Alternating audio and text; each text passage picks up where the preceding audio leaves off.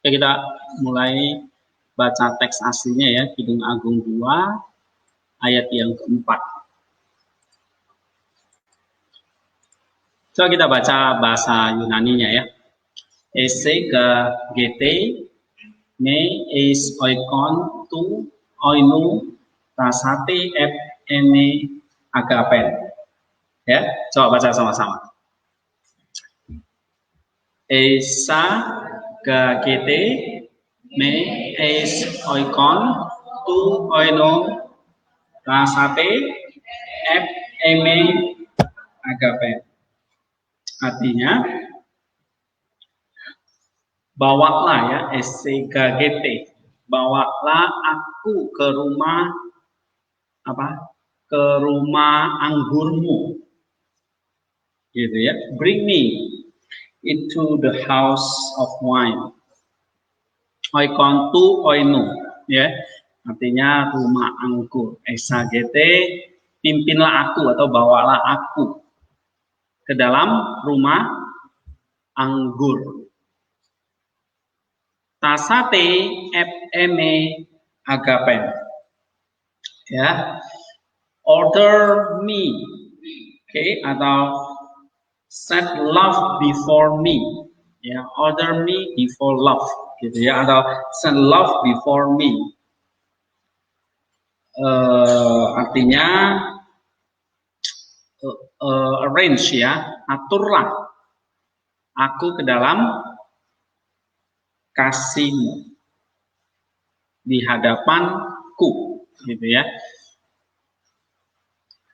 atau set love nasate agapen ep emi, set love before me, aturlah kasih di hadapanku.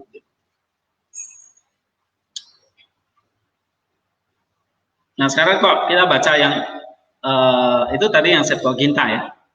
Esagagete me es oikon tu oinu. Bawalah aku ke dalam rumah anggurmu. Tasate ep eme agapen.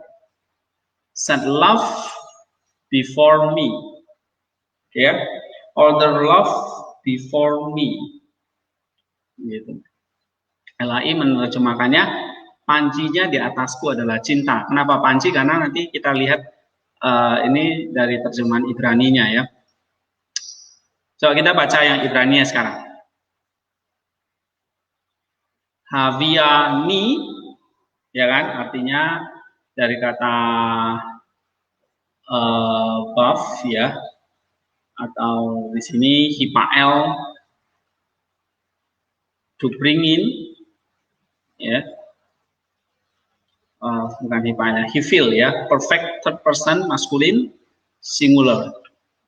Ya, suffix first person common singular. Berarti brought me, ya, bawalah aku, gitu. L ke apa ini? Bed artinya rumah ya.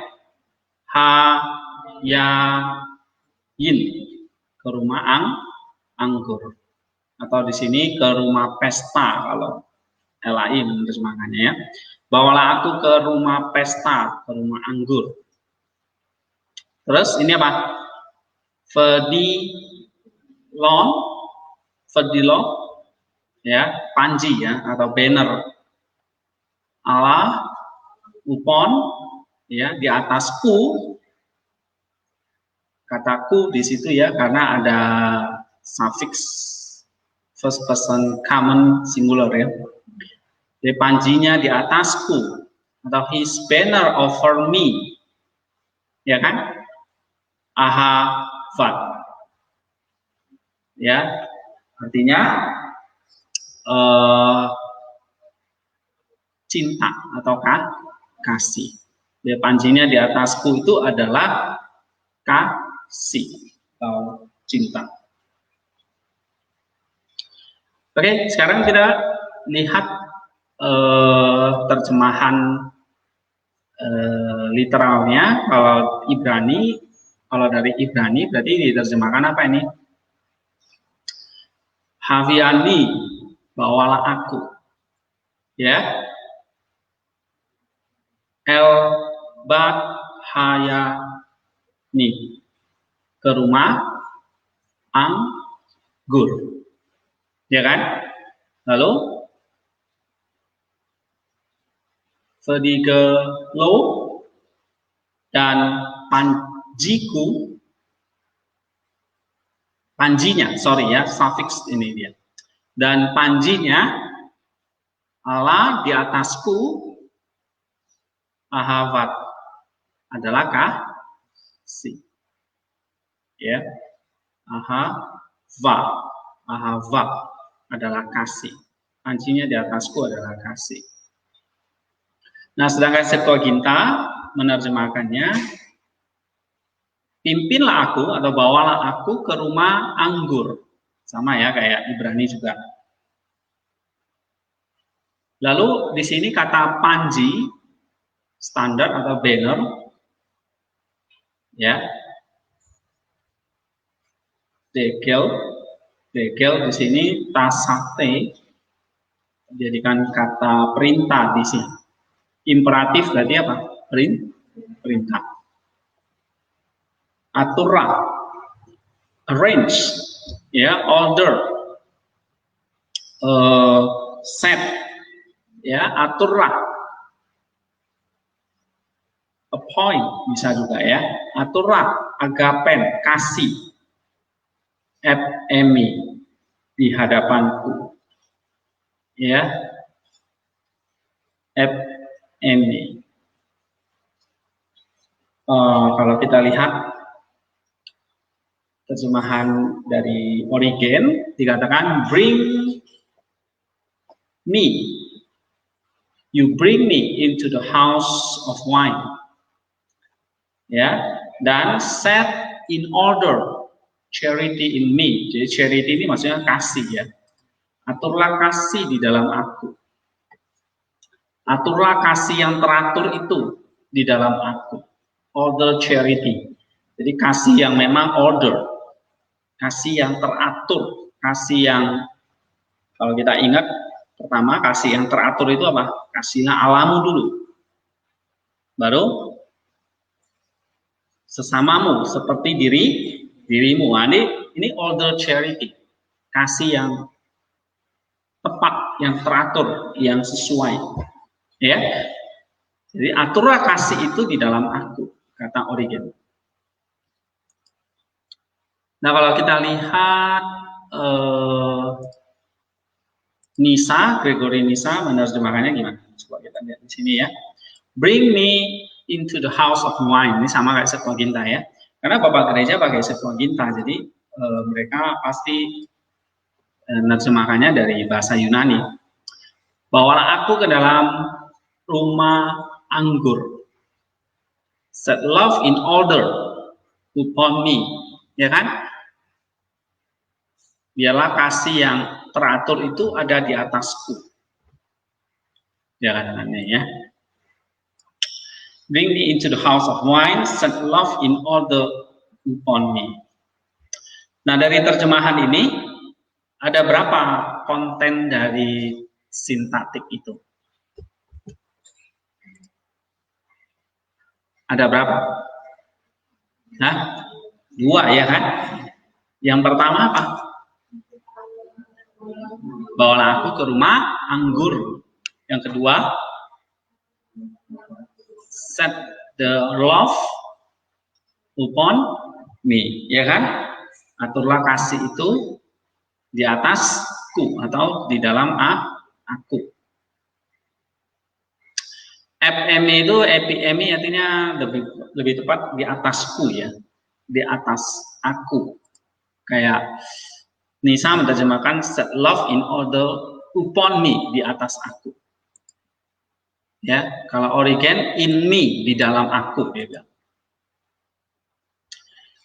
Set ye in order charity in me. Charity itu maksudnya tadi di sini agapen, ya, kasih. Nah, kita lihat dari sintaktik konten ini kan kita mau mencari semantik kontennya atau spiritual meaningnya, teorianya, ya, karena kita percaya teks ini diinspirasi oleh Roh Kudus kepada Salomo. Tentu Salomo kan kita tahu hidup dalam era Perjanjian Lama.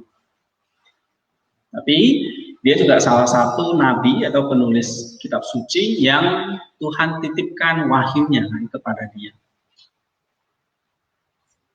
Ya, nah, kalau kita baca Ibrani 1 ayat 1 sampai 2 atau 3 itu jelas Salomo salah satu yang mendapat pewahyuan itu. Ya, makanya kita membaca kitabnya Salomo ini, Kidung Agung ini.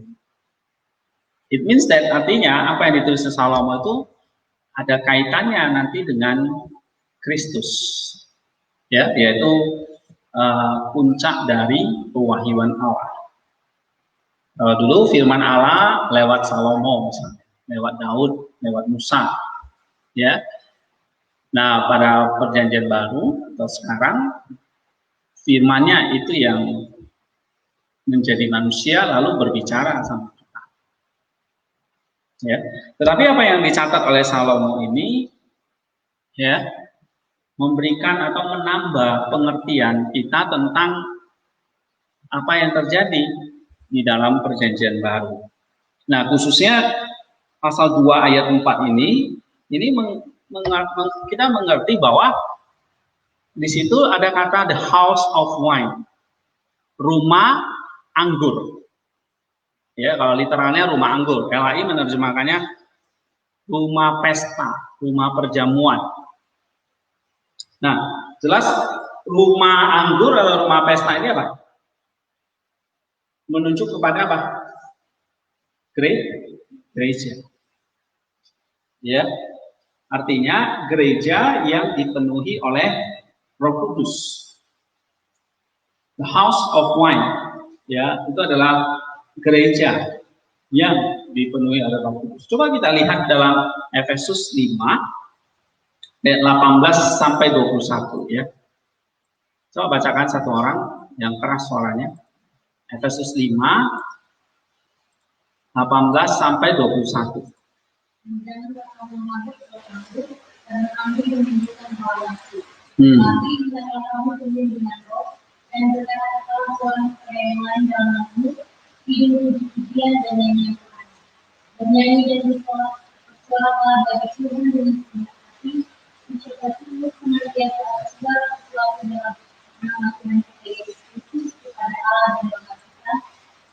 Ya.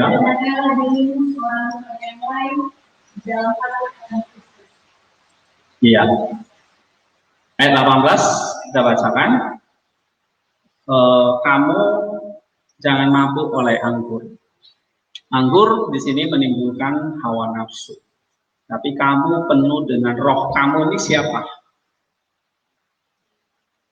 Gereja, tubuh Kristus.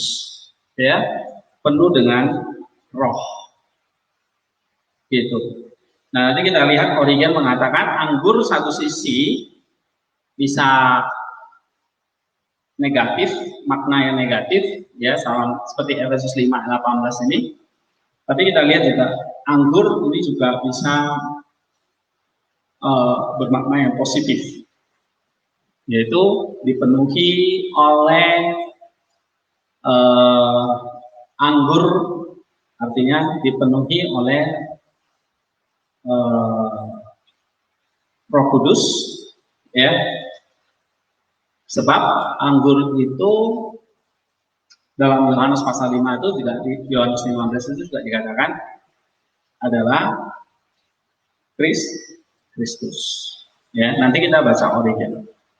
Tetapi di sini rumah anggur menunjuk kepada gereja yang dipenuhi oleh Roh Kudus.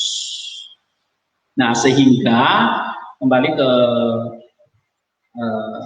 Kidung Agung 2 ayat 4 ini, kita atau gereja sebagai mempelai perempuan atau mempelai Kristus, ya, menginginkan, ya, kasih Allah itu benar-benar hadir di dalam hidup kita. Ya, maka Di situ dikatakan di dalam ayat yang keempat, set love before me. Ya, kenapa? Karena kita ada di dalam rumah anggur itu, sehingga kasih Allah itu benar-benar hadir. Ya, nah ini kan sebetulnya kalau kita lihat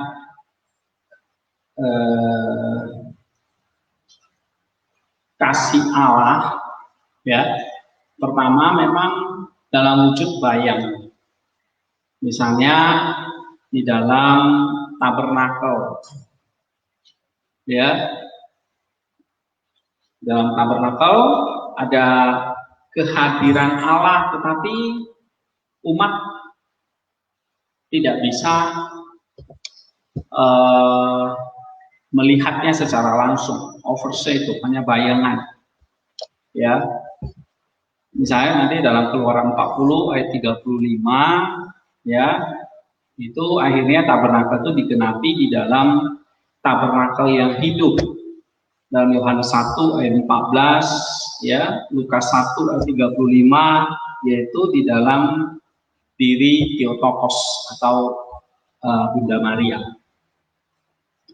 Nah, tabernakel tipologinya itu adalah rahim yang mengandung Kristus itu, rahim Maria, rahim Theotokos itu.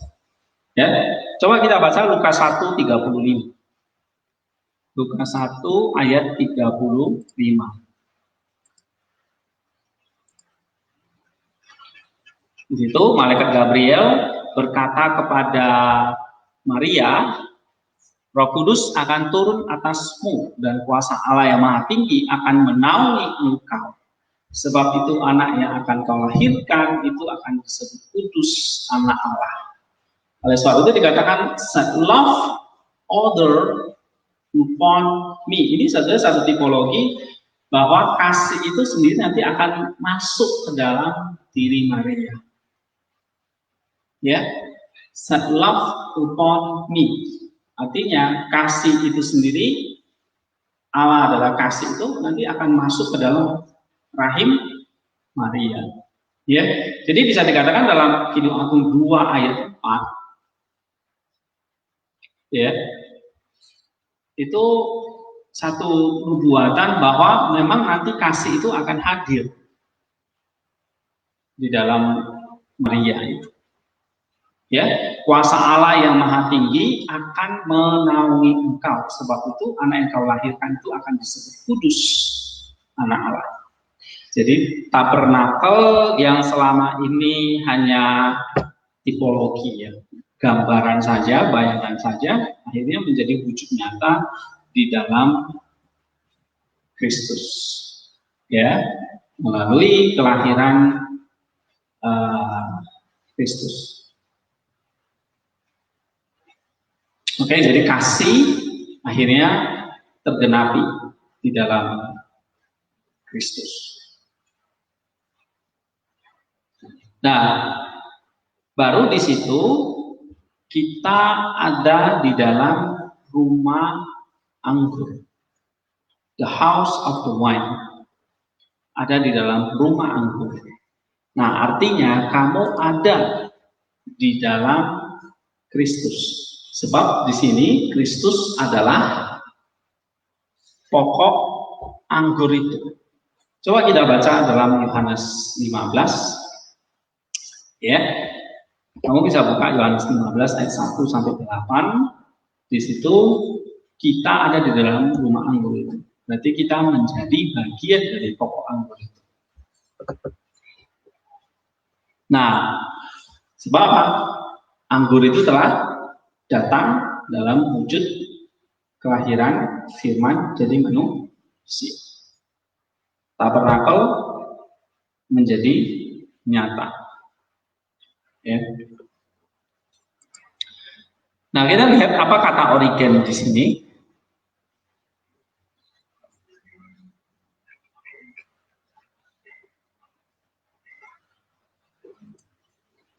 Dia mengatakan ayat 4 ini adalah perkataan dari mempelai perempuan. Ya, kelanjutan dari ayat yang ketiga. Ini adalah perkataan dari mempelai perempuan kepada the friends and intimates of the bridegroom, kepada teman-teman dekat dari mempelai laki-laki. Siapa teman-teman dari mempelai laki-laki itu? Tidak lain adalah para nabi dan para rasul, ya, yang memang sudah melayani Kristus. Oke, saya para nabi yang memang sudah menubuatkan tentang kedatangan firman Allah. Nah, itu kata Origen ini adalah perkataan dari mempelai perempuan kepada mereka. Nah, di sini dikatakan wisdom has mingled her wine in a bowl, and through her servant entrenched all the unwise and them that lack understanding, saying, "Come, eat my bread, and drink the wine that I have mingled for you." Nah, masuklah ke dalam rumah anggurmu, itu artinya Kristus, ya, mengajak kita untuk minum tubuh dan darahnya, atau roti dan anggur itu. Ya, coba kita baca di dalam Matius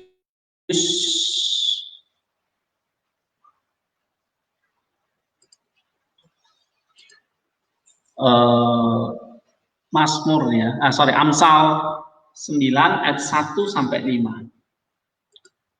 Amsal 9 ayat 1 sampai 5.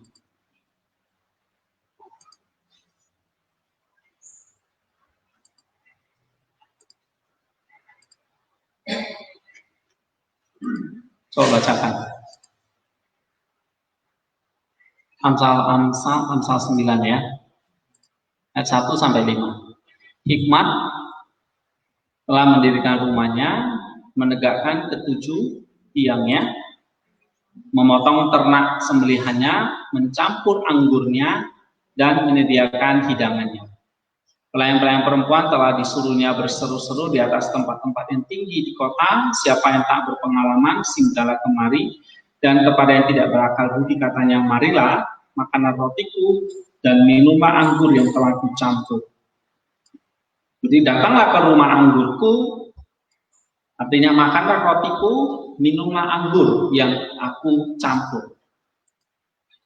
Nah, ini tentu menunjuk kepada perjamuan kudus, di mana anggur dan air itu bercampur. Anggur menunjukkan darah dan air bercampur jadi satu, itulah darah dan air yang dicurahkan oleh Kristus, ya, di atas kayu salib. So, come, eat my bread and drink the wine that I have mingled for you. Itu menunjukkan bahwa kita dan Kristus, ya, ada di dalam rumah anggur. Artinya apa? Ini adalah rumah pesta. Dia katakan, ya, this is the house of wine, the house of the feast. Rumah pesta yang datang, dan semua orang datang dari timur dan barat, ya, dan masuk ke dalam kerajaan Allah. Nah, di sini dikatakan dalam rumah ini, rumah pestanya, rumah anggur ini, oke, para nabi memimpin jiwa-jiwa untuk mengerti untuk mendengar dan mengerti, ya, sehingga masuk ke dalam rumah anggur. Okay, and then the holy angels and the heavenly power ini sent to minister for them to receive the inheritance of salvation. Nah, jadi bisa dikatakan rumah anggur ini rumah keselamatan, ya. Kenapa? Karena disitulah ada roti dan anggur yang dicampur, yang diberikan kepada kita. Nah, tentu Ini kan satu tipologi apa yang dikatakan atau digenapkan oleh Yesus sendiri ya, dalam Yohanes pasal yang ke-6. Oke, coba kita baca ya. Yohanes 6 ayat 53. Yohanes 6 ayat 53.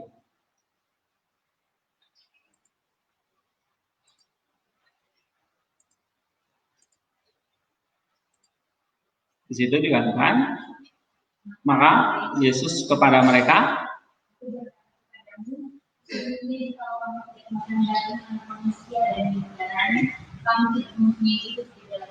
iya, oke.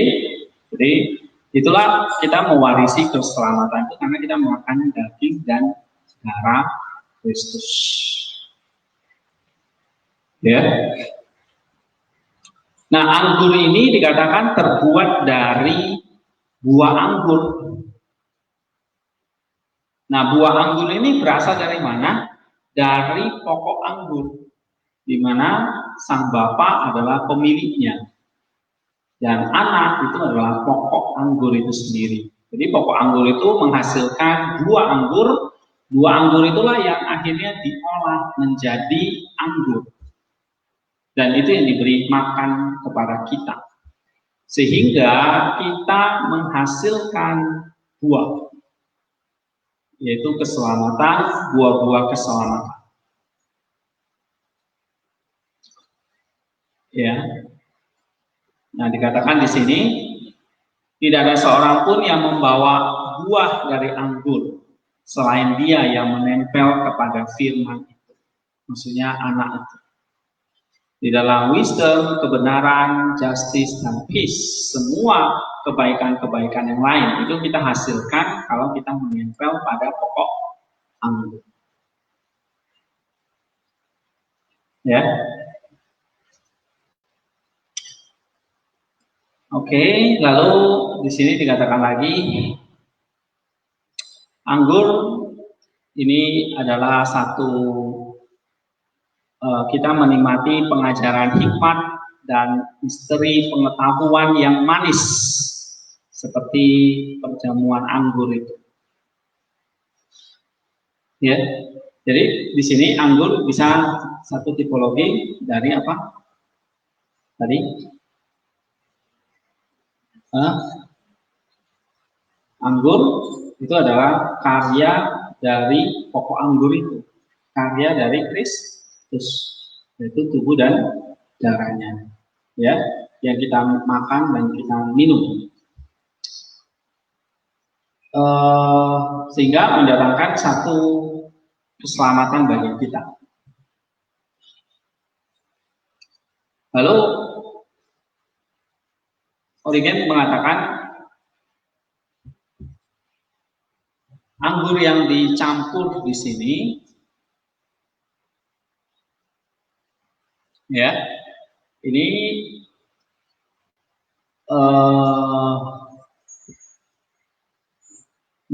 we must however recognize the fact that beside this wine, selain anggur ini yang dihasilkan dari pokok anggur tadi, tapi juga ada anggur yang lain yang bisa menentang. Nah, maka tadi kalau kita baca dalam Efesus 5 ayat yang ke-18, mabuk oleh anggur. Ya. Tapi bukan oleh roh katanya. So kita baca lagi Efesus 5 ayat 18. Janganlah kamu mabuk oleh anggur, karena anggur menimbulkan hawa nafsu. Ya, tapi hendaklah kamu penuh dengan roh. Berarti ada another wine yang membuat kita mabuk dan penuh nafsu. It must be careful. Ya. Coba kita baca Amsal 4 ayat 17. Amsal 4 ayat 17.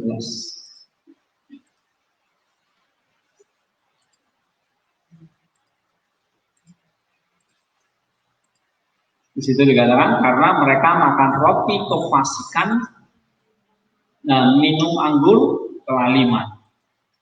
Ya, ada anggur juga di situ yang bikin mabuk dan akhirnya bikin dosa.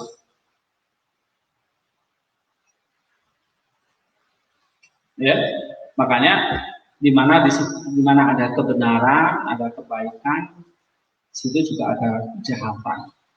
Ada dogma yang benar, tapi orangnya mengatakan ada dogma yang berbahaya. Ya, jadi kalau anggur itu melambangkan dogma yang benar juga, hikmat yang menyelamatkan, tapi ini juga bisa hikmat yang palsu. Ya, kan banyak orang juga yang mabuk anggur, mabuk oleh ajaran agama, sehingga dia menjadi pandangannya terhadap dunia menjadi hitam putih. Yang bukan dirinya itu, yang nggak sepaham dengan dirinya adalah musuh, harus dibinasakan. Nah itu mabuk oleh anggur, oleh ajaran-ajaran yang palsu, harmful dogma kata Origen. Ya,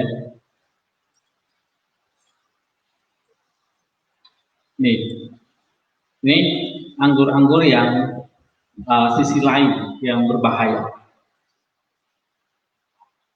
Atau dia kutip juga di dalam Ulangan 32 ayat 32. Ulangan 32 ayat 32.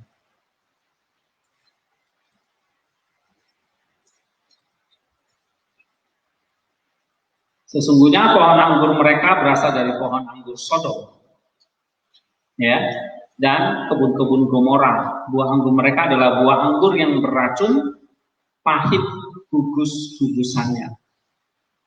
Ayat 33. Air anggur mereka adalah racun ular dan bisa ular tedung yang keras ganas. Nah ini anggur yang membinasakan. Alright. Tapi kalau anggur yang berasal dari pokok anggur itu selalu baru, dia katakan, ya, memberikan pengertian akan pengetahuan ilahi dan hikmat yang terus diperbarui. Oke, coba kita baca di dalam Matius 26 ayat 29. Matius 26 ayat 29.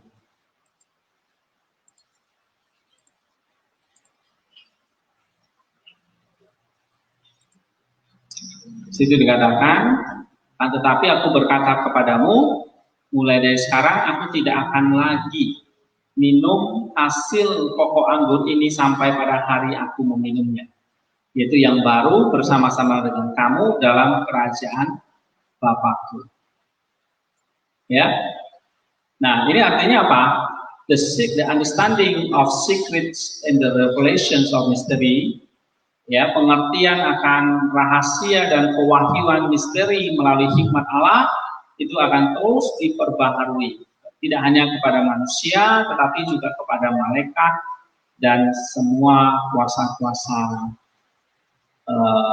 celestial, ya, kuasa-kuasa yang ada di dalam alam roh malaikat. Nah ini kata Origen. Apa kata Nisa tentang ini? Datanglah, bawalah aku ke dalam rumah anggur.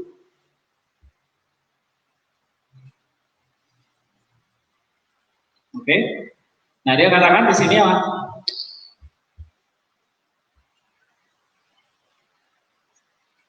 Ini adalah anggur yang manis, ya. Coba Amsal 3 ayat 10. Amsal 3 ayat 10.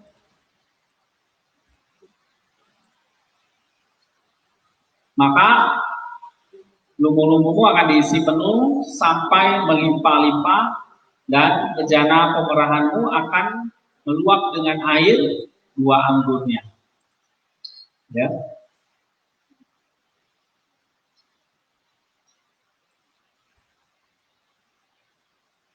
Meluap dengan air buah anggurnya. Oke. Nah, ini adalah anggur yang dihasilkan dari pokok anggur yang sejati.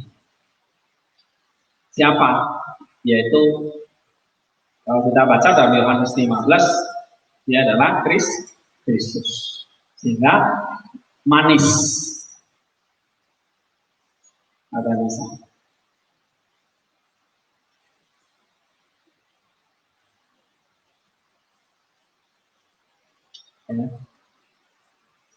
Nah, dia katakan, the soul wants to come inside the house of wine. Kita itu ingin masuk ke dalam rumah anggur, di mana misteri anggur itu ditemukan.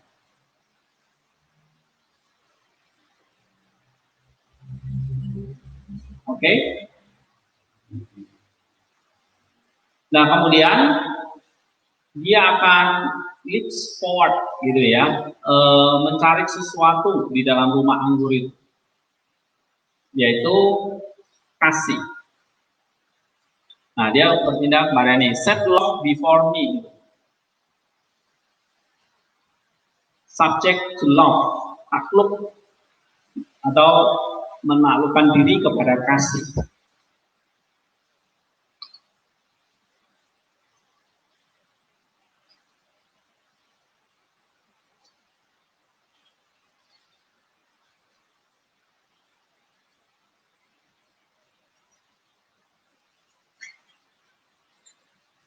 Oke. Nah, kalau Allah itu adalah kasih dalam 1 Yohanes 4 ayat 8 dan ayat 16, begitu juga Daud mengatakan keselamatan jiwa kita adalah subject to God, Mazmur 6 ayat 2, maka artinya kita masuk ke dalam rumah anggur itu berarti kita menaklukkan diri kepada kasih. Subject me to love. Ini kata Nisa, ya. Jadi rumah anggur berarti kamu subject yourself to love atau set love in order upon me.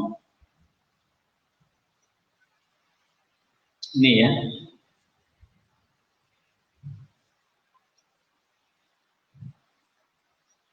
Nah, being subjected to love and having love. Ya. Jadi subjected to love dan menaati kasih dan memilih kasih itu adalah hal yang sama. Jadi bisa lebih melihat kepada masuk ke dalam rumah anggur berarti ini kita diperintahkan untuk mengasihi.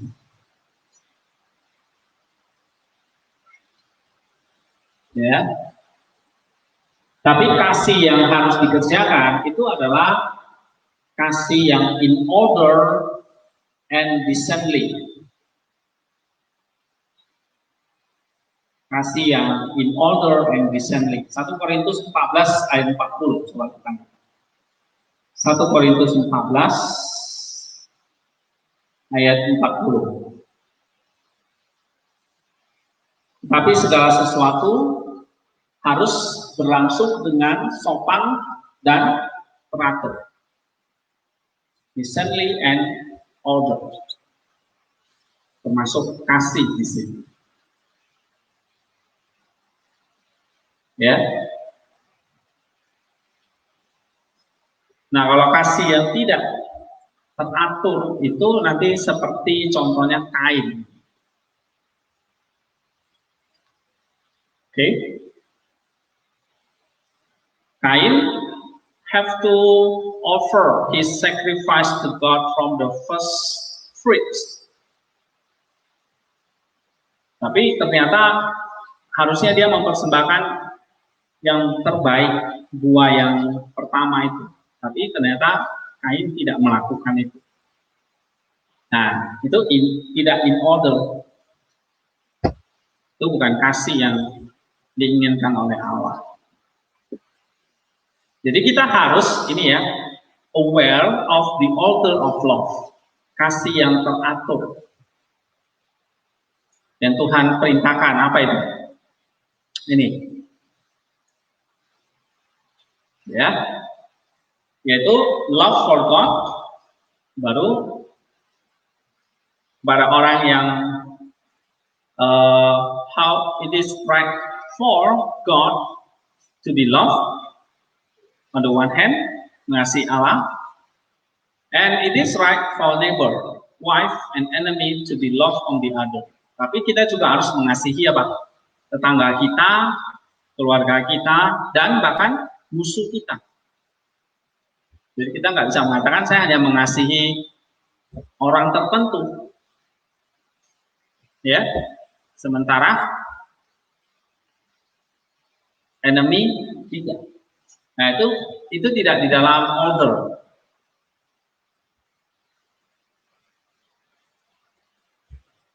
Okay, let one fulfillment of love become something disorder and inverted. Jadi kalau salah satu tidak dipenuhi, itu menjadi disorder, ya, menjadi tidak teratur.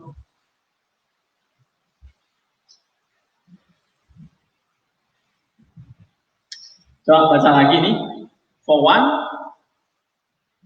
ought to love God with the whole heart and soul and power and perception. Nah, love in order itu juga kasih kepada Allah itu dengan segenap hati, jiwa, kekuatan, dan pikiran. Lalu mengasihi sesama seperti dirimu, mengasihi keluargamu, ya kan, atau istrimu, atau suamimu, atau anakmu. Lalu mengasihi orang-orang yang memusuhi kita. Ya, if one is truly pure in soul as Christ loved the church. Jika seseorang itu benar-benar murni di dalam jiwanya seperti Kristus mengasihi gerejanya, ya, atau yang lain, maka dia akan bisa mengasihi. If one is more subject to passion, tapi kalau kita lebih menuruti nafsu, ya maka kita nggak bisa mengasihi. Yang kita kasihi bukan Allah, bukan sesama, tetapi adalah nafsu kita. Maka kan kata Maximus benar kan, kalau kita belum mencapai this passion, kita tidak bisa mengasihi.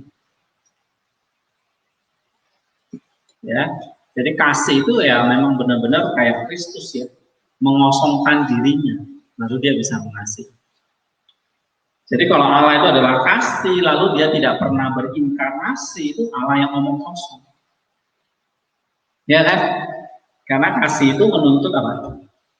Order, menuntut order. Order itu salah satunya apa? Kenosis, mengosongkan diri, mengosongkan segala sesuatu. Makanya kenapa Yesus itu lahir bukan hanya sebagai manusia, tapi juga sebagai hamba. Subject to patience, takluk kepada, menang atas segala patience. Makanya dia dicobai oleh iblis, cobain oleh makanan, oleh harta, oleh kuasa, ya, tiga itu: makanan, harta, dan kuasa. Nah, dia menang atas patience, dia menang kenosisnya, tapi dia harus menang atas patience. Oke? Nah, baru bisa dikatakan benar-benar dia truly love us. That's very important to us, ya.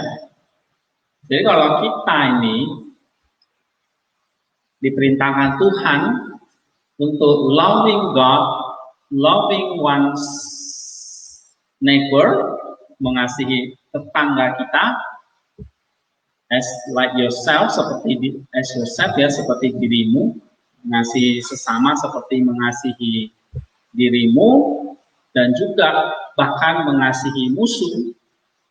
Nah, kita cek aja Kita bagaimana tentang fulfillment our passions kita. Subject to passions atau subject to love. Ya kan? Jadi kalau misalnya uang 1000 perak aja kita itu nggak bisa merelakan how to love others. Ya kan? Dengan barang tertentu aja kita nggak bisa lepas how to love others. Nah, berarti kan kita harus dituntut apa?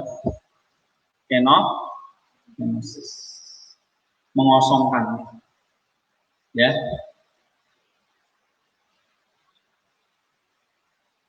Apalagi mengasihi musuh. Ya. Nah, pelajaran seperti ini ya, kalau kita baca Church Fathers seperti ini, saudara-saudara, you have to get the spirit. Harus tangkap rohnya gitu. Because spirit ini, spiritual knowledge ini, will cleanse your heart. Jadi misalnya saudara tahu, misalnya baca seperti ini ya, what makes you clean? Apa yang menyembuhkan engkau? Ya, sehingga kita belajar Kidung Agung ini, aku jadi lebih mengasihi. So, this is class. Ini class just not, bukan hanya sekedar saudara tahu tentang Alkitab gitu. Yeah, but this is the therapy of our soul. Ini terapi jiwa kita.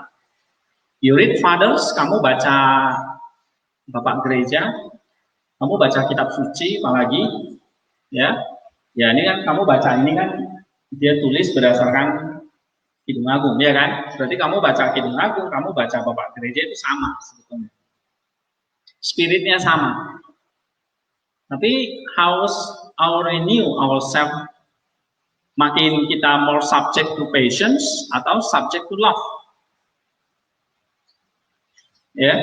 So text like this, teks seperti ini kamu baca, and then it's like a medicine. Jadi kayak seperti obat. To make you clean, to purify you first. Ya, jadi kamu baca seperti ini membuat kamu makin purify. Nah, baru kamu di situ bisa love one another. Ya kan? Maka di sini dikatakan love yourself, love others as yourself. Berarti kamu mesti kudu purified dulu, baru kamu nanti bisa mengasihi orang, memurnikan orang dan sebagainya. Ya, you have to remember, kita harus ingat bahwa kalau kemarin kita belajar priesthood, ya, atau kalian adalah calon imam, apapun itu sebutannya, misalnya di gereja kalian, apa itu hamba Tuhan lah, pendeta lah, guru Injil lah, penatua lah, atau majelis lah, ya, it doesn't matter, apapun sebutannya itu. But yourself, tapi kamu harus lihat, our Christianity, our Bible, our religion is not a custom. Ya, bahwa agama kita itu bukan hanya custom. Custom tahu ya, kebiasaan, adat istiadat.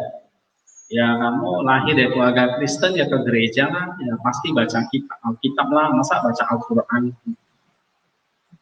Oke, ya kamu mahasiswa ya pasti disuruh khotbah lah, atau kamu hamba Tuhan pasti disuruh khotbah, pelayanan lah, ya sakramen dan sebagainya. You have to see that, kamu harus lihat how to purify yourself. Gimana itu semua memurnikan diri kita, mengosongkan diri, and then you subject to love. Ya, Nah, memang nggak gampang. Maka di sini Nisa tuh mengatakan subject to patients, ada patients nih. Patients itu apa itu? The sickness of the soul, penyakit dari nus kita, jiwa kita. Nah, kalau itu penyakit butuh apa? Oh, obat. Ya kan? Dari mana kamu dapat obat? Dari apotek atau dari rumah sakit. Siapa yang kasih obat itu? Dokter. Untuk apa? Supaya menyembuhkan sakit. Nah, seperti ini. Ya. Kamu adalah calon dokter. Lalu kamu akan praktek di rumah sakit. Calon dokter prakteknya di rumah sakit. Bukan di rumah makan. Di rumah makan itu koki. Kamu calon dokter, calon imam. Kamu akan praktek di rumah sakit. Rumah sakit GBT misalnya namanya. Rumah sakit GBT Cikeprok misalnya. Itu hospital ya, rumah sakit. Banyak orang sakit di situ. Ya. Cuma karena pandemi jadi ditutup, belum dibuka. Jadi kamu adalah calon dokternya di situ, yang lagi koas praktek. Ya, 1 tahun misalnya. And then, what are you doing? Apa yang kamu lakukan? Ya, nah, kamu lihat nanti, kamu pelajari tentang jemaat, tentang orang-orang yang datang beribadah, tentang anak, tentang remaja, tentang pemuda, tentang orang dewasa, segala umur, sampai orang mati. Ya, nah kamu akan lihat kalau apa yang diajarkan oleh Bapak Gereja, ya, kita menjadi apa namanya, priest. Berarti kita yang harus pertama apa? Disembuhkan dulu, baru kamu bisa menyembuhkan orang. Ya, tentu apa? Tentu kita sudah harus take it to medicine, mengambil obat itu dan kita sudah minum, kita sudah purify. Kapan ya? Di sini waktu kamu lagi belajar, bahkan nanti waktu kamu di gereja, ya. So we need medicine every time. Nah, maka kamu lihat pelajaran seperti ini, ya. Saya ingat, ya, waktu saya baca ini, I remember that I am more subject to love or subject to patience. Nah, kalau baca seperti ini menjadi obat bagi kita. Oh ya, I have to subject to love, not to the patience. Bagaimana caranya? Ya, I have to sacrifice. I have to, kita harus mengalami apa namanya kenosis. Ya, jadi kalian harus ajarkan nanti kepada orang-orang. Kamu khotbah, kamu pelayanan, kamu praktek di gereja, ya. Apapun tugas yang diberikan, yang kamu jalani, make it mystery, make it medicine for you, for other people. Kamu menyapu, bagaimana kamu membuat orang menyapu itu seperti obat bagi jiwamu dan bagi orang lain. Kamu khotbah juga sama. Ya, kamu pelayanan perkunjungan juga sama. Kamu pelayanan yang tidak kelihatan orang lain misalnya. Make it a medicine. Kenapa? Karena setiap orang itu adalah apa? Punya sakitnya masing-masing. Ya, jadi kehadiran itu memberi obat. Ya, Chrysostom mengatakan gereja itu adalah apa? The house of the sinners. Ya, gereja itu apa? Bukan hanya the house of the wine, tapi the house of the sinners, yang butuh wine di situ. Tapi hati-hati, jangan wine yang memabukkan katanya, ya kan? Tapi wine yang memberikan hikmat, memberikan keselamatan. Tapi the house of the sinner atau the hospital of the sinners itu gereja, rumah sakit bagi para pendosa. Ya, berarti kalau rumah sakit itu memberikan apa? Obat untuk kesembuhan. Nah, apa obatnya? Apa yang dihasilkan oleh gereja itu? Produk dari gereja itu. Apa produk dari gereja? Alkitab. Lalu dikhotbahkan, diajarkan, itu produknya. Apa produk dari rumah sakit? Obat.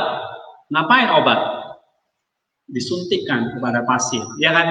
Supaya pasien itu sembuh. Nah, lalu siapa yang menyuntikkan?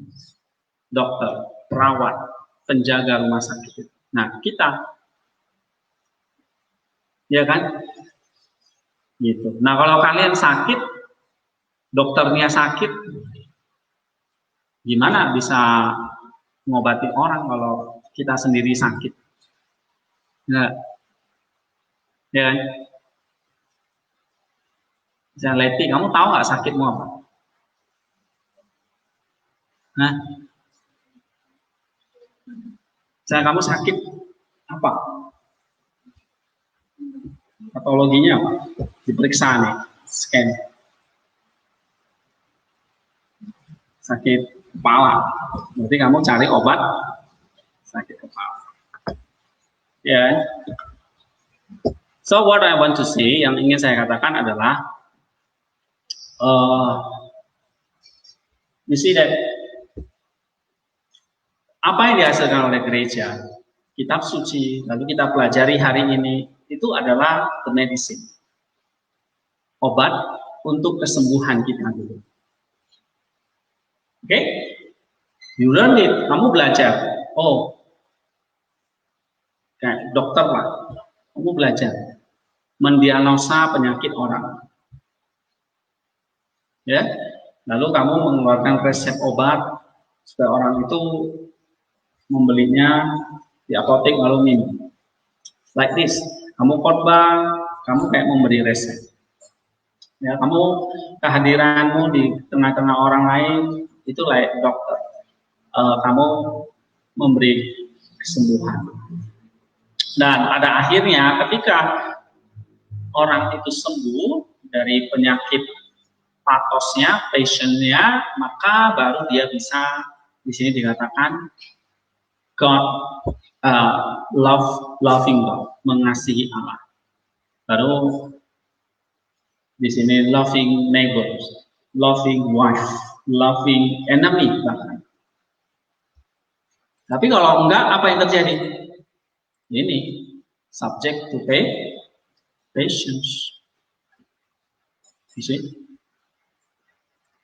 Jadi pilihannya cuma dua, subject to patience, atau subject to dispassion, atau loving. Ya, seperti Yohanes mengatakan, kalau kamu tidak mengasihi, ya kamu membenci. 1 Yohanes 2. Ya, dispassion atau patience. So remember that our soul is like a house. We need the wine, kita butuh anggur itu. Tapi setelah kita mendapatkan anggur itu, kita menjadi sehat, kita harus berbuah katanya. Ya kan? Nah, buah itulah yang harus kamu. Jadi kalau sebuah pohon yang tidak sehat tentu tidak akan berbuah. Nah, kalau kita sehat, kita terus purify ourselves, we have the fruit, and then fruitnya kata Origen tadi itu apa? Loving, ya. Tadi dia katakan di sini ya. Wisdom, okay. Kasih, hikmat, dan semua kebajikan-kebajikan lain. Nah, kebajikan-kebajikan itu akan ada kalau kita dalam kondisi sehat atau terus mengalami purification. Ya, masih ingat Tuhan Yesus cerita tentang perumpamaan orang Samaria baik hati. Ada seorang yang mau kemana? Dalam perjalanan ya. Dia naik ke Yerusalem ya. Oke. Lalu dia apa? Dirampok habis-habisan. Ya kan? Apa yang terjadi? Dia luka-luka. Lalu datang orang Samaria itu ngapain? Membalut lukanya. Memberikan dia minyak dan anggur. And then membawa dia di atas keledainya. Kemana? Penginapan. Lalu dia menitipkan orang itu kepada penjaga penginapan. Ya kan? Sampai luka orang itu sembuh. You see, this wonderful. Ya, lihat, kekristenan itu seperti itu. Kita adalah anggota gereja. See, we are the member of the church, the body of Christ. Nah, gereja menghasilkan produk. Ya, anggur, minyak, itu sakramen perjamuan kudus. It's for treatment, for healing our wounds, untuk menyembuhkan luka-luka kita. Siapa orang Samaria itu? Kristus. Minyak dan anggur, tubuh dan darahnya. Ya kan? Dan karya Roh Kudus. And then penjaga penginapan itu siapa? Penyambung tangan dari orang Samaria itu. Itulah para rasul, itulah para imam, itulah para hamba Tuhan yang menjaga gereja. Yang hidupnya dari gereja. Yang hidupnya di dalam gereja. Ya, that's it. Itulah calon-calon kita ini, calon-calon penjaga penginapan. So what is your job? Apa tugasmu? Merawat orang sakit itu. Ya kan? Dengan apa? Dengan apa yang kamu punya dari penginapan. Gereja ya menghasilkan kitab suci. Tapi bukan sekedar kitab suci saja. Tapi itu adalah the medicine. Ibadah, liturgi, medicine. Sakramen, medicine, obat. Ya kan? And then apa lagi? Apa produk dari gereja? Seringkali sekarang menjadi budaya gitu ya. Ibadah itu jadi budaya, nyanyi jadi budaya, makanya ada lagu rohani, ya kan, dan sebagainya. Jangan hanya lihat itu sebagai custom, sebagai culture, atau manner of life ya, tapi the medicine of your soul. Ya, nah ini bagus banget yang dikatakan oleh Nisa. Ya, jadi apa yang dia tulis, it's like our medicine. Ini seperti obat bagi kita yang harus kita terima dulu, baru kita bisa menguatkan atau melayani orang lain. Ya, nah, so love in order, kasih yang in order di atasku. Gimana harusnya? Love in order itu. Nanti endingnya apa? Kamu mengasihi musuh. Tapi mulai dari mana? Dari kamu dulu. So, your nose yang darker must be light. Diterangi dulu. Nose ini darker. Okay, must be light by the Holy Spirit, by the grace of the Holy Spirit. Ya kan? By the wine tadi. Okay, lighten. Lalu order berikutnya apa? Kalau nose mau lighten, berikutnya apa? Ini baptism, ya kan? Faith dan sebagainya. And then you take the medicine. Ya, sama kayak kamu sakit, lalu kamu dibawa ke ruang IGD. Lalu di situ ditangani, ya kan? Oke, kamu akan disuntik lah, diperiksa, dicek darahnya, lalu dikasih obat. Kasih obat dulu, baru disuntik dulu. Ordernya gimana? Diperiksa dulu, cek darahnya dulu, baru dikasih obat. Obat masuk dulu, baru cek darah. Nah, pasti tahu dulu kan sakitnya kan, cek darah dulu kan, baru disuntik obat. Like us, nus kita gelap, lalu diterangi. Setelah itu, ada? We need to nus yang lighten ini baru di sini heart. Heart itu, nih ada dua wine ini sekarang. Kata originnya kan, ada wine dari Kristus, ada wine dari nafsu. Oke. Nah, ini this patient. Ini wine yang mabuk. Patience. Oke. Nah, hati kita itu dikuasai oleh ini. Efesus 5:18 kan ketika janganlah kamu mabuk anggur. Anggur itu mendatangkan hawa nafsu, tapi dipenuhi oleh roh. Jadi wine yang dari Roh Kudus atau wine dari iblis jahat.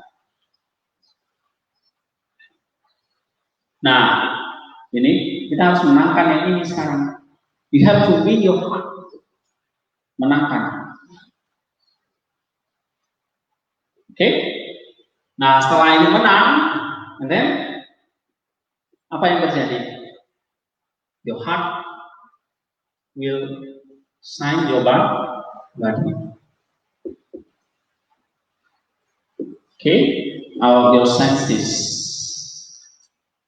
Ya, nah kalau misalnya kalian baca buku ini, nah ini buku bagus banget ya dari Nicodemus. Kalau kita sebelum nus kita itu diterangi, what happened? Ya, nah dia katakan the body is like a royal palace and the mind as a king who dwells therein. Tubuhmu itu seperti istana, royal palace, kerajaan, istana. Tubuhmu. Tentu dalam istana ada siapa? Raja. Raja itu siapa? Your nus, your mind. Oke? Nah, maka your mind harus dimenangkan dulu. Nah, setelah dimenangkan, baru sekarang mind inilah yang mengontrol palace. Sebaliknya, kalau itu sebaliknya, the mind control the body. Harusnya apa? The mind control the body. Ya, tapi kalau kita mabuk oleh anggur, oleh patience, maka apa? The body control the mind. Ya, yang Tuhan inginkan itu apa? The body is ruled by the mind. Ordernya adalah the body is ruled by the mind. Itu ordernya yang benar, urutannya yang benar. Tetapi karena ada patience, maka tubuh kita yang berkuasa atas jiwa atau pikiran kita. That's the happen. Ini yang sedang terjadi. Jadi terbalik ordernya. Nah, so kalau kita mau walk in order, kata Nisa ya, walk in order, you have to win your heart, menangkan hatimu dulu, and then your body, and then your senses, ya, okay. Nah, dia katakan di sini, Bagaimana memenangkan hati? Bagaimana memenangkan nusmu, hatimu?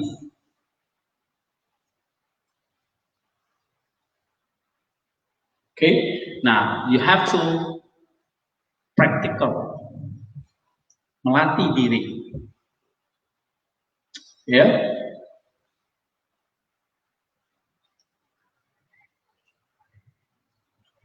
Itulah seringkali our nose is already darkened, ini sudah gelap,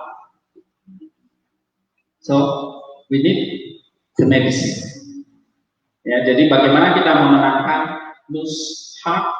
We need the medicine. Kita butuh obat. Ya, ini the medicine. Kita butuh obat. Apa obatnya? Dia katakan the product of the church. Produk dari gereja itu obat. Jadi hanya gereja yang bisa mengeluarkan obat itu. Apa obatnya? Kamu ikut sakramen, kamu ikut ibadah, kamu baca firman Tuhan, kamu berdoa. Itu semua obat. Ya, nah ini Nikodemus menjelaskan kepada kita. Nah, kalau kamu sudah memenangkan itu, ya, nah sekarang bagaimana kamu tetap membuat ini tidak mati, tidak gelap. Nus dan hatimu itu tidak gelap. Ya, your nose and your heart keep burning, keep enlightening, terus menyala. Tidak di-enslave by, tidak diperbudak oleh apa? Physical pleasure atau passion tadi. Ya, itulah sebabnya kita terus harus, nggak bisa hanya sekali kita baca firman Tuhan. Kita harus berkali-kali berdoa, nggak bisa hanya sekali, terus menerus. Ya, Jesus prayer-nya nggak boleh berhenti, terus menerus. Keep burning itu namanya.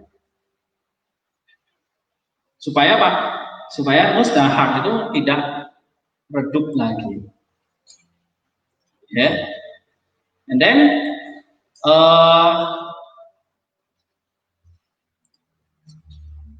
kita harus menjaga, dia katakan, senses. Nah ini bagus banget ya, dari Nikodemus. Kalau kalian mau baca, ya, Nepsis menjaga, guarding the sense of visions. Dia bukan hanya menjadi sense of vision, jadi 5 senses itu harus dijaga. Jadi jaga ini, jaga apa yang ada di dalam, dan jaga apa yang ada di luar.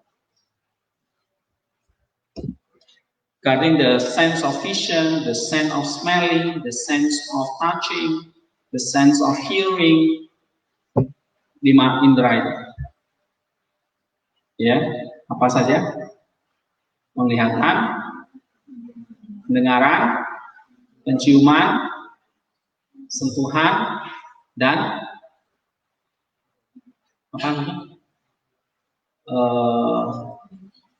apa? Lupa saya. Mata, telinga, hidung, lidah, rasa, ya, sense of apa namanya? Merasa apa? Iya. Jadi 5 indera itu yang harus dijaga. Guarding, ya. Tapi dari kekuatan the mind atau hati atau nus, ya.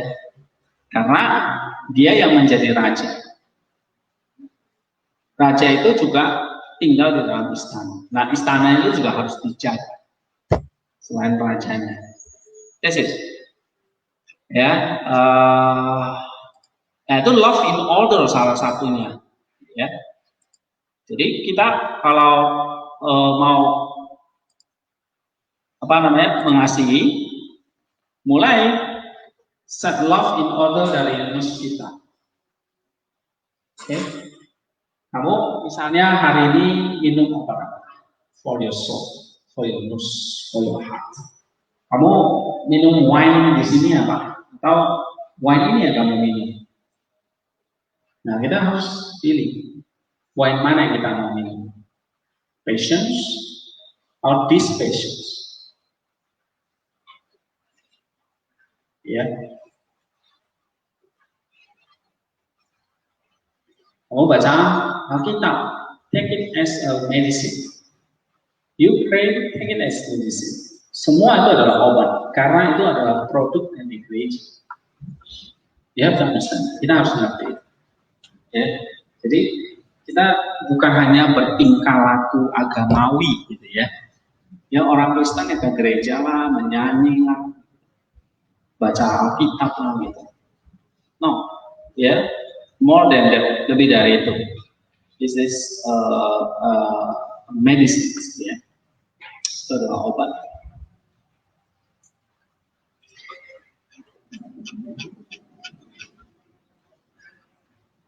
Oke, nah dari situ baru dia jelaskan ayat yang kelima. Dari situlah kita akan merasakan, akan dikuatkan oleh perfume for the sake of stability, strengthen me with perfume. Ya, jadi kalau kamu mendekati dia, kamu akan merasa wangi, dia katakan. Menguatkan kamu, merefresh kamu, ya, dengan perfume, dengan keharuman. When you read the Bible, this is the perfume of God. Ya, you see like very mystical, ya, sangat mystical Bapak Gereja. The perfume of God. And then Salomo juga begitu kan, dia katakan ayat yang kelima dikatakan di situ. Coba kita lihat LAI terjemahannya apa ya?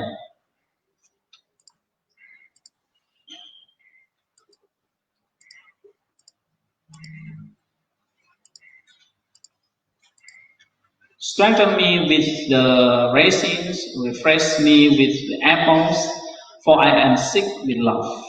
Buatkanlah aku dengan penganan kismis, segarkanlah aku dengan buah apel, sebab sakit asmara. Ya, kalau Nisa itu menerjemahkan itu sebagai perfume. Strengthen me with perfume. Buatkanlah aku dengan perfume. Ya, nah ini apple perfume itu menunjukkan adalah the sweetness, keharuman, kemanisan dari anugerah Allah yang dilimpahkan kepada orang percaya kalau memang kita sungguh-sungguh meminum anggur itu. Contoh, kalau kita minum anggur itu akan merasa wangi.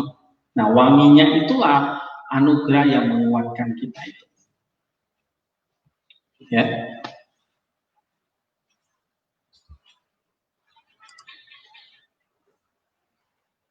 Kita tanggung ya, kita lanjutkan sebentar Nisa ini. Strengthen me with the perfume, dia katakan. How shall perfume become the pillar of the house? Ya, dia katakan keharuman itu adalah pilar tiang dari rumah anggur maksudnya tadi.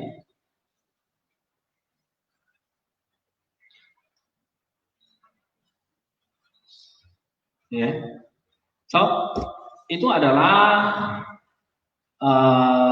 dia katakan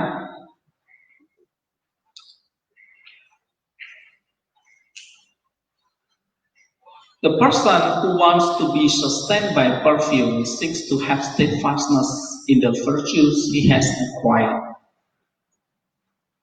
For perfume means virtue.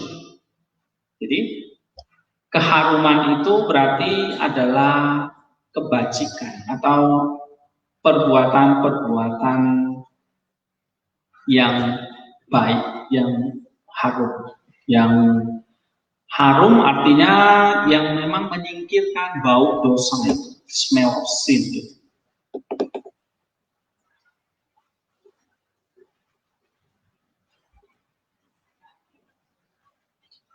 Ya. Nah, tadi sama kayak apel juga.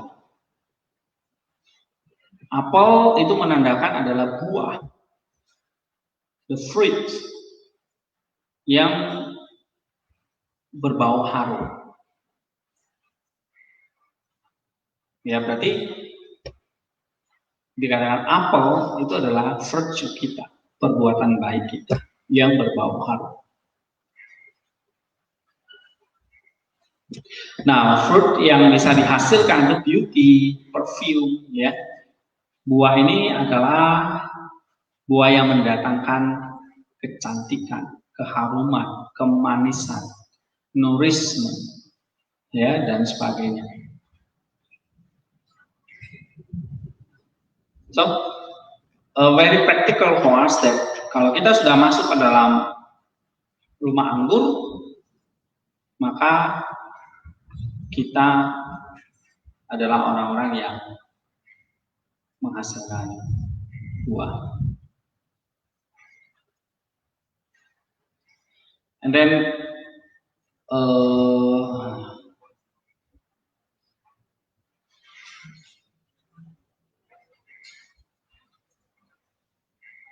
Oke, I think sampai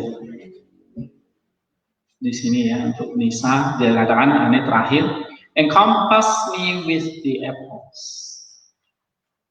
Ya, tuntunlah aku dengan apelmu. It means that dia katakan di sini, I may gaze steadfastly upon the patterns of the good things that are made known in the bridegroom.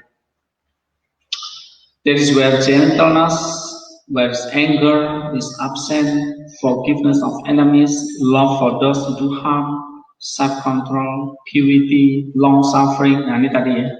Jadi apa kebajikan yang kita mesti tunjukkan? Ya tadi, yang semuanya mendatangkan kasih itu. Pengampunan, kasih, pengendalian diri, kemurnian, ketekunan, kesabaran. Ya, tidak ikut di dalam tipu muslihat dunia ini. Nah, itu dia katakan di apples tadi. Jadi kalau kita tahu misalnya dalam Yohanes 13, Yohanes pasal 14 ya. Gimana tahu kalau kita, gimana orang lain tahu kalau kita adalah murid-murid Kristus? Tandanya adalah mengasihi. Ya, nah kira-kira seperti itu. Nah, lalu ayat yang kelima, I have wounded by love. Aku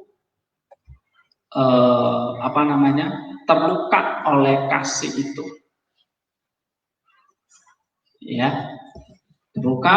Kata-kata ini menunjukkan bahwa ada anak panah yang memang menancap tajam di dalam hatinya. Seperti terluka oleh anak panah itu.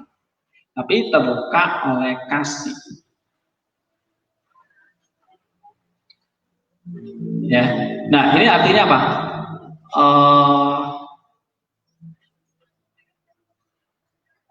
Our perkataan Tuhan itu memang seperti pedang bermata dua yang menancap dengan tajam ke dalam hati kita, sehingga ini memang betul-betul menguasai kita. Ya.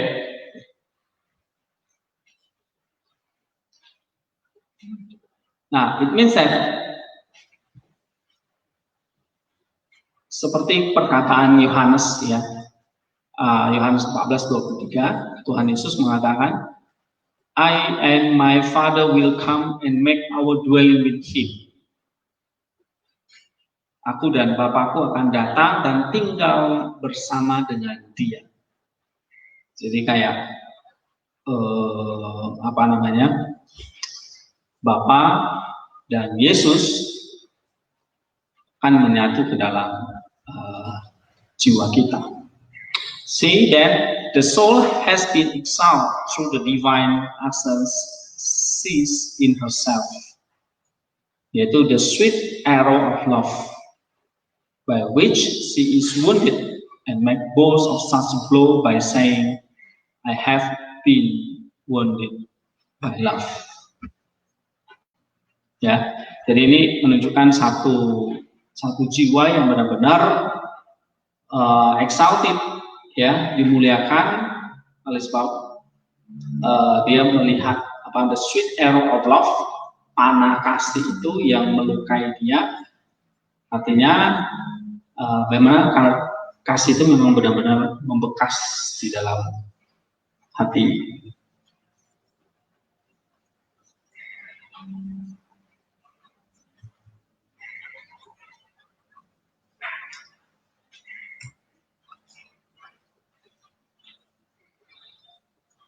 And then apa kata Origen di sini? Ayat yang kelima ya.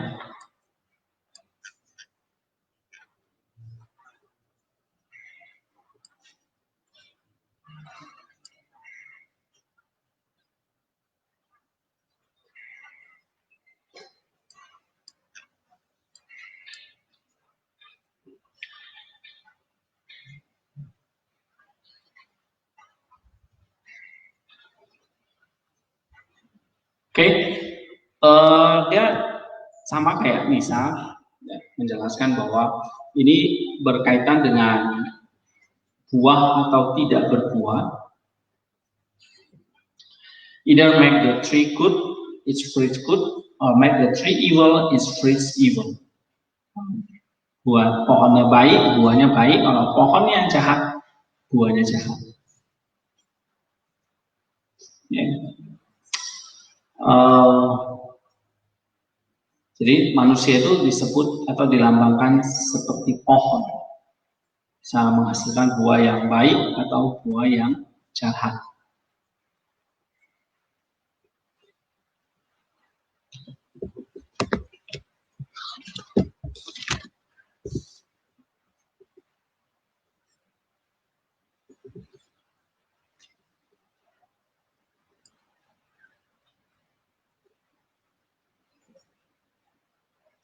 Nah, kalau kita adalah mempelai perempuan, yaitu the Church of Christ,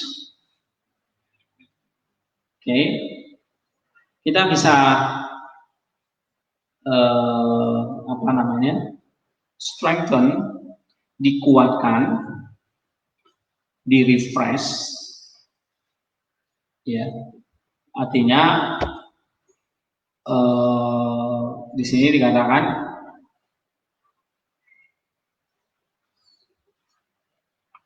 strengthen, recline, that an apple tree bear good fruit and her request is right and sweet apple. Ya, kalau kita ingat di dalam Yohanes pasal 15 ya, setiap ranting yang menempel kepada pokok anggur itu dialah yang menghasilkan buah. Ya, nah kalau tidak, maka ranting-ranting itu akan dipotong.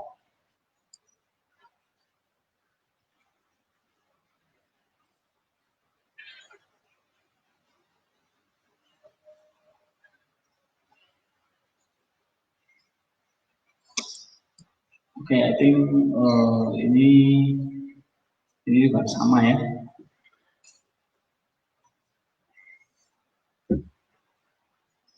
Nah, kalau Origen mengatakan I have been wounded by charity, it means that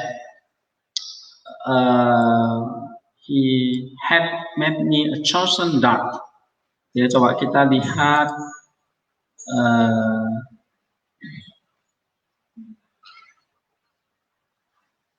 Yesaya 49 ayat 2 ya. Yesaya 49 ayat 2.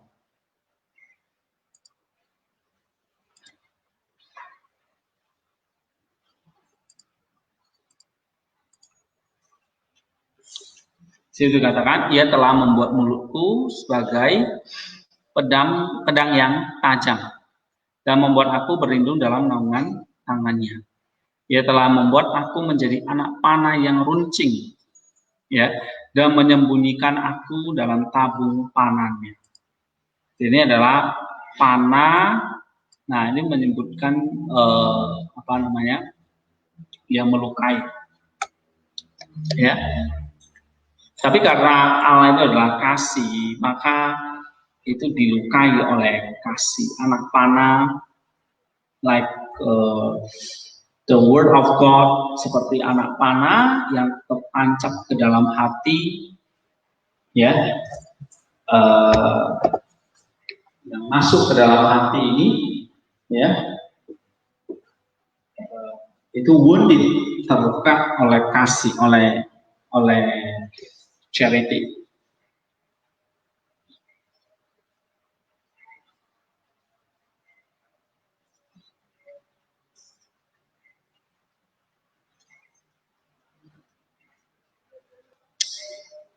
Ya,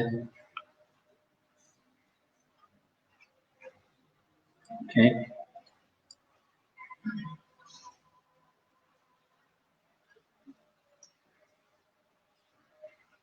Ya, jadi ringkasnya ayat 4 dan 5 seperti ini ya. Bring me into the house of wine, bawalah aku ke dalam rumah anggurku. Ini menunjukkan bahwa kita masuk ke dalam gereja Kristus, ya. Nah, dari situ kita harus berbuat kasih. Mulai pertama mengasihi Dia, lalu mengasihi sesama kita, bahkan mengasihi musuh kita. Tapi di tengah itu kita bisa dikuatkan, ya, strengthen, refresh, oke, dikuatkan oleh keharuman Dia, oleh anugerahnya, maksudnya refresh, disegarkan oleh buah-buah apel tadi, and then dilukai oleh kasihnya. Nah, dilukai oleh kasihnya itu maksudnya adalah anak panah kasih itu yang selalu menancap ke dalam hatiku. Ya.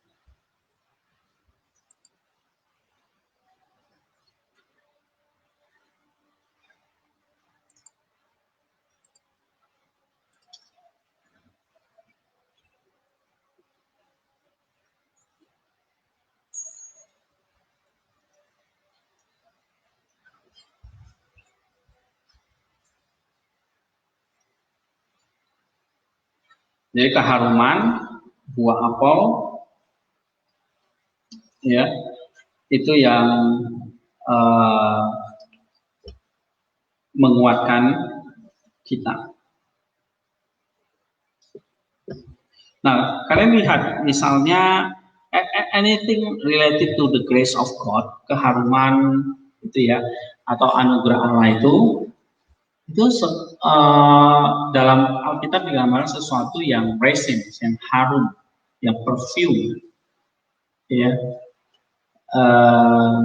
like seperti contoh misalnya kayak dupa yang harum itu adalah doa kita kepada Allah, tetapi mendatangkan anugerah, something sweet, ya, sesuatu yang harum, yang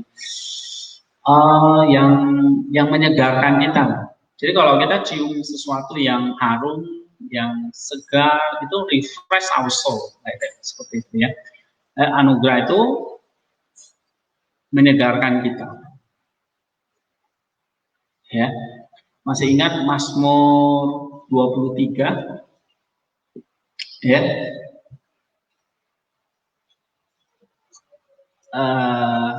Ada gembala yang baik, ya kan? Yang selalu menggembalakan. Lalu menuntun aku ke padang rumput yang hijau. Oke. Nah, itu salah satu keharuman Tuhan itu bagi kita. Anugerahnya selalu baru setiap saat. Something refreshing, ya, sesuatu yang menyegarkan.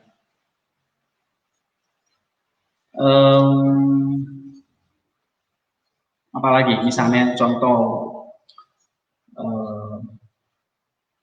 yang perfume, ya. Nah, kalau tadi Nisa mengatakan something perfume ini, nah,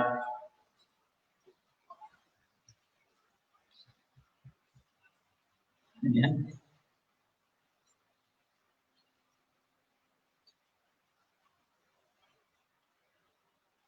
Perfumes for the stability in the possession of these good things. Yeah. Perfume should become the pillar of the house. Perfume seeks to have steadfastness in the virtue. Perfume, it means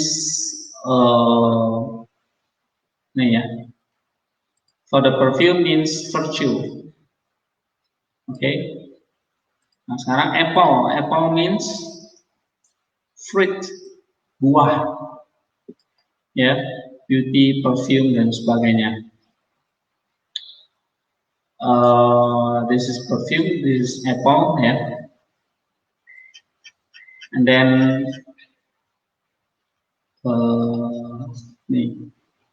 encompass me with the apple, ya. Artinya ya, kita harus menghasilkan kayak forgiveness of the enemy, love, self-control, purity, long-suffering, ya. And then wounded by love, dilukai oleh kasih. Ini kayak anak panah yang melukai kita, melukai hati kita, tapi itu dilukai oleh perkataan kasih Allah. Ya, maksudnya gini. Sometimes sekarang kalau Rasul Paulus mengatakan love, kasih itu wounded, melukai gitu ya. Ya, tapi love itu kasih. Contohnya like Yesus sendiri, ya. Bapa mengasihi anak, jelas gitu ya kan. Tapi Yesus itu terluka oleh kasih Bapa itu. Dia harus dipukulin, disiksa, mati di atas kayu salib. Oke, ya itu contoh kayak Yesus yang dilukai oleh kasih. Ya, jadi kalau kita lihat Yesus yang digantung di kayu salib, itu dilukai oleh apa? Bukan oleh orang Romawi yang jahat padanya, tapi dilukai oleh kasih. Karena dia terluka memang karena untuk mengasihi manusia. Ya, she wounded by love. Contoh kayak orang tua kita, mungkin sometimes dia terluka oleh kita, tapi sebetulnya dia mengasihi kita. Ya, mungkin kalian juga pernah mengalami firman Tuhan yang begitu melukai kalian, seperti anak panah itu. Tapi itu adalah luka yang menyembuhkan kita. Ya, nah itu maksudnya di sini. Dari arrow itu anak panah, ya.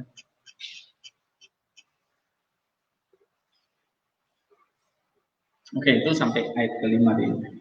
Ya, kita break dulu, nanti kita masuk lagi.